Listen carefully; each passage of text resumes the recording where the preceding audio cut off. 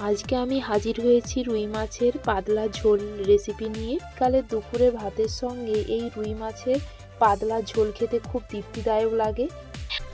আশা করছি আজকে আমার এই পাতলা ঝোল রেসিপিটি খুব ভালো লাগবে। আমার চ্যানেলে এখনও না সাবস্ক্রাইব করা না থাকলে চ্যানেলটি সাবস্ক্রাইব করার অনুরোধ রইল। জল ঝরিয়ে রেখেছি, লবণ হলুদ মাখিয়ে নিয়ে প্রায় 10 মিনিটের মতো রেখে দেবো ভালোভাবে ম্যারিনেট করার জন্য।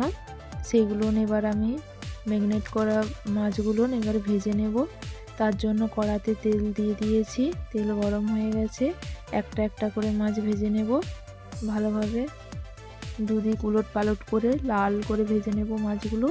সেই তেলটায় এবারে পরিমাণ মতো পেঁয়াজ দিয়ে দিয়েছি, 3টে কাঁচা লঙ্কা দিয়ে দিলাম, দিয়ে ভালোভাবে নেড়ে পেঁয়াজগুলো যাতে একটু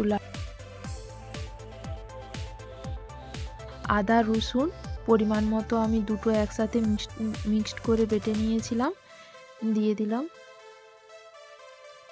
দিয়ে ভালোভাবে নাড়াচাড়া করে নেব।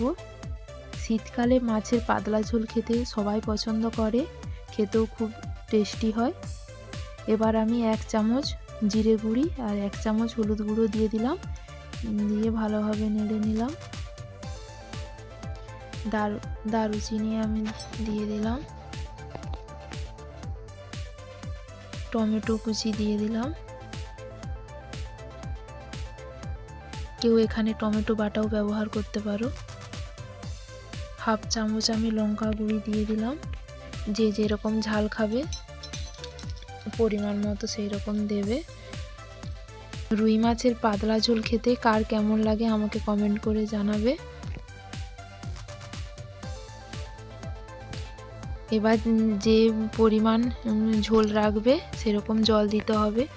আমি 2 কাপের মতন জল দিয়েছি। বিশেষ করে এই শীতকালে সবার ভালো লাগে এই রুই মাছের পাতলা ঝোল দিয়ে দুপুরের ভাত খাওয়া হয়ে যায়। তো তার জন্য আমি আজকে পাতলা ঝোল বানিয়েছি। কালারটা কিন্তু দারুণ আসছে। এবার আমি ভেজে রাখা মাছগুলো একটা করে দিয়ে দেব।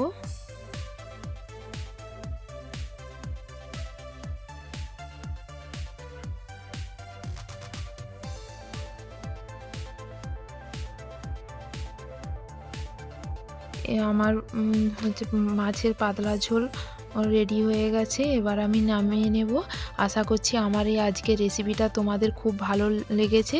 ভালো লেগে থাকলে লাইক শেয়ার কমেন্ট করতে ভুলবেন না। আজকের জন্য এই পর্যন্তই। Thanks for watching my video.